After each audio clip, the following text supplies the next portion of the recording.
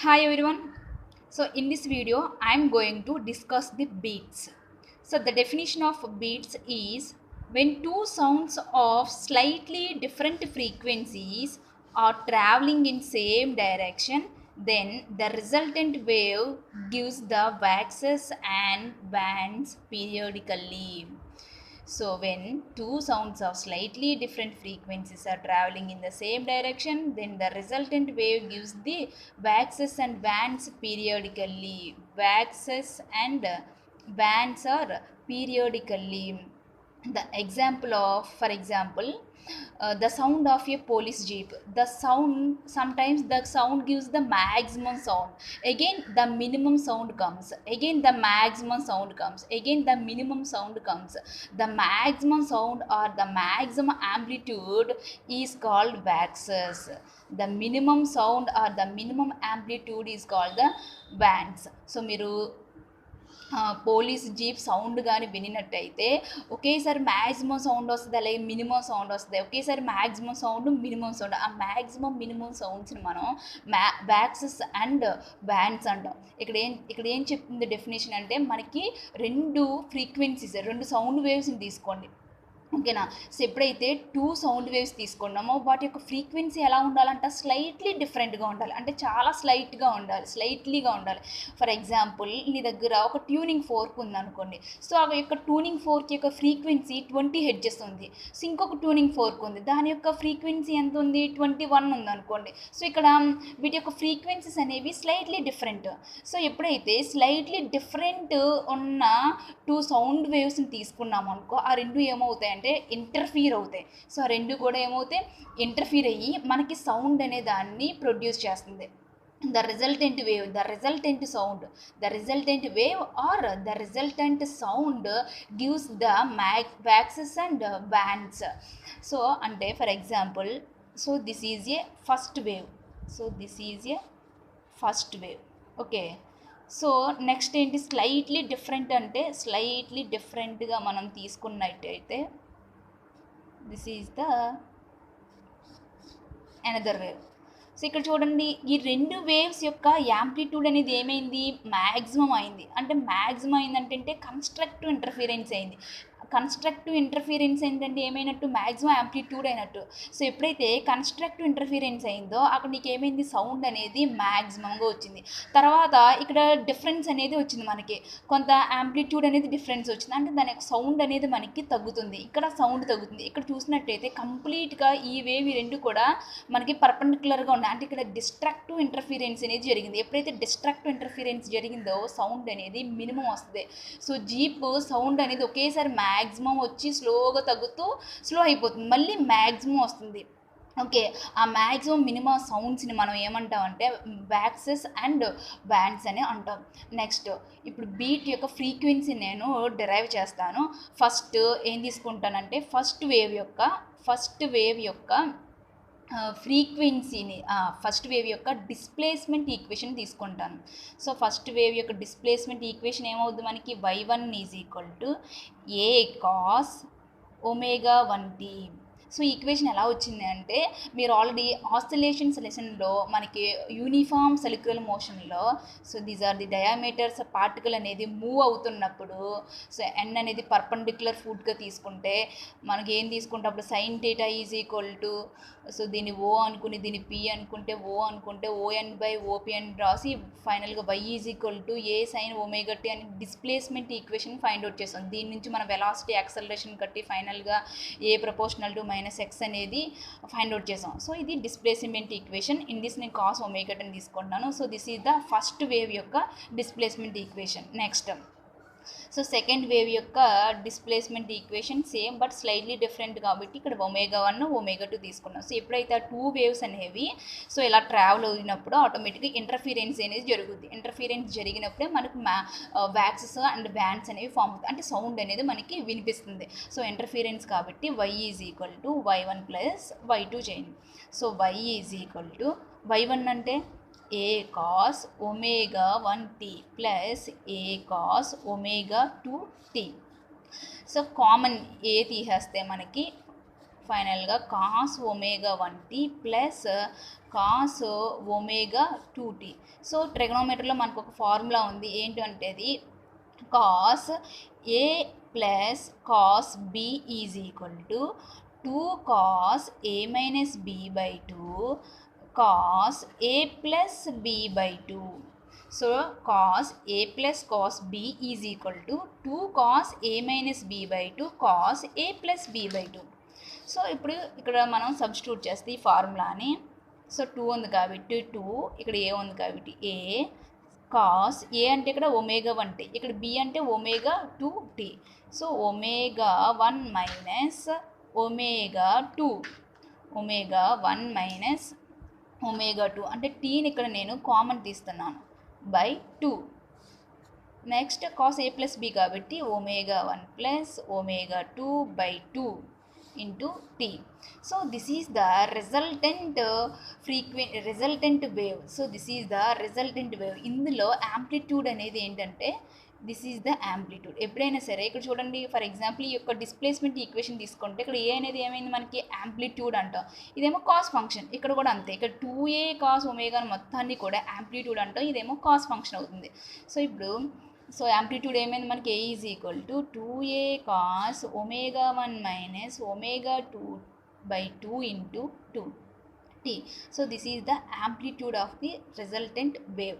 Okay, next ఏ సందర్భాల్లో మనకి మ్యాక్సిమం సౌండ్ వస్తుంది, అలాగే ఏ సందర్భాల్లో మనకి మినిమం సౌండ్ వస్తుంది అనేదాన్ని మనం ఇప్పుడు కేసెస్ ప్రకారం చూసుకుందాం. ఫస్ట్ మ్యాక్సిమం సౌండ్ ఎప్పుడు వస్తుందో చూద్దాం. మ్యాక్సిమం అంటే లౌడ్ సౌండ్ అనేది వస్తుంది. మ్యాక్సిమం ఎప్పుడు అవుతుంది? సో కాసుల్లో కానీ లేదా సైన్స్లో కానీ అది ఎప్పుడు మ్యాక్సిమం అవుతుంది, కాస్ వాల్యూ కానీ సైన్ వాల్యూ కానీ ఎప్పుడు మ్యాక్సిమం అవుతుందంటే +or-1 అయినప్పుడు మాత్రమే మనకి కాస్ వాల్యూ కానీ సైన్ వాల్యూ కానీ మ్యాక్సిమం అవుతుంది. ఓకేనా? సో ఇప్పుడు ఈ కాస్ యొక్క వాల్యూ నీకు మ్యాక్సిమం అవ్వాలంటే మనం ఏ వాల్యూస్ తీసుకుంటే కాస్ మ్యాక్సిమం అవుతుంది? So consider omega 1 minus omega 2 by 2 into t is equal to, మీరు ఫర్ ఎగ్జాంపుల్ కాస్ 0 తీసుకోండి. కాస్ 0 ఎంత? సైన్ 0 కాబట్టి కాస్ 0 అంటే 1. అంటే కాస్ 0 తీసుకున్నప్పుడు నీకు ఏమవుతుంది? కాస్ ఫంక్షన్ ఇది యొక్క వాల్యూ అనేది మ్యాక్సిమం అవుతుంది. నెక్స్ట్ పై వాల్యూ తీసుకుంటే -1. సో -1 కాబట్టి మ్యాక్సిమం అయింది. మళ్ళీ 2π తీసుకో, మళ్ళీ 3π. సో ఇలా కాస్ 0π 2π 3π తీసుకుంటే నీకు ఒక కాస్ వాల్యూ అనేది మ్యాక్సిమం వస్తుంది. ఓకే, సో ఇక్కడ ఒమేగా అనేది ఏంటంటే యాంగులర్ ఫ్రీక్వెన్సీ. సో ఒమేగా అనేది ఏంటి? Angular frequency formula 2π into frequency. ఇప్పుడు ఒమేగా 1 ప్లేస్లో ఏం రాసుకోవచ్చు? 2πf1 రాసుకోవచ్చు. ఒమేగా 2 ప్లేస్లో ఏం రాసుకోవచ్చు? 2πf2 రాసుకోవచ్చు. సో 2π కామన్ తీసేస్తే 2πf1 minus f2 into t by 2 is equal to 0π 2π and 3π. So 2 gets cancel, పై ఇందులో పై కామన్ తీసుకొట్టేస్తే ఫైనల్గా మనకి f1 minus f2 into t is equal to 0 1 2 3 అనే వస్తుంది. సో ఇటు t ఈజ్ ఈక్వల్ టు 0 అయిందనుకోండి, అంటే ఈ f1 మైనస్ f2 డివైడ్ చేయండి. 0/f1 మైనస్ f2 అంటే 0. తర్వాత t1 is equal to 1/f1 minus f2. t2 is equal to 2/f1 minus f2. t3 is equal to 3/f1 minus f2. So ఇక్కడ difference చూసుకుంటే t2లో నుంచి t1 తీసేస్తే నీకేం వస్తుంది?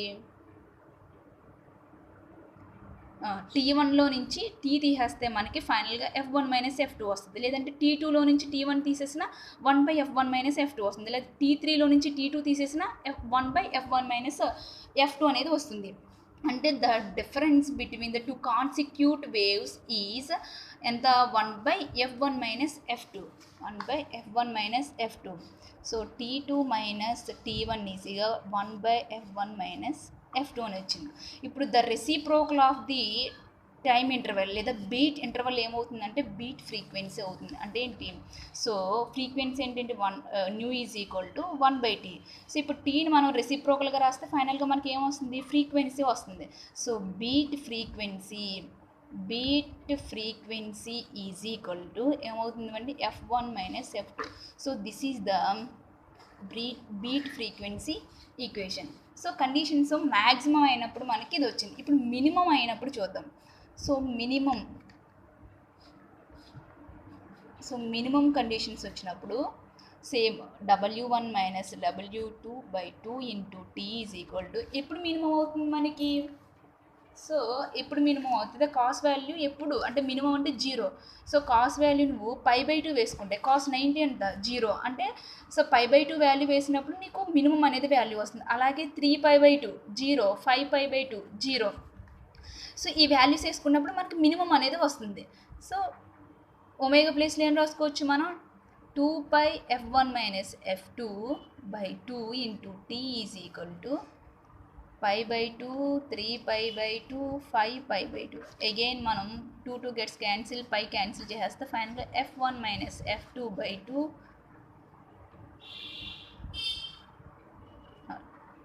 Into T is equal to 1/2, 3/2 and 5/2. So T is equal to 1/2 f1 minus f2 T0 తీసుకుంటే లేదా T1 తీసుకుంటే so T2 is equal to 3/2 f1 minus f2.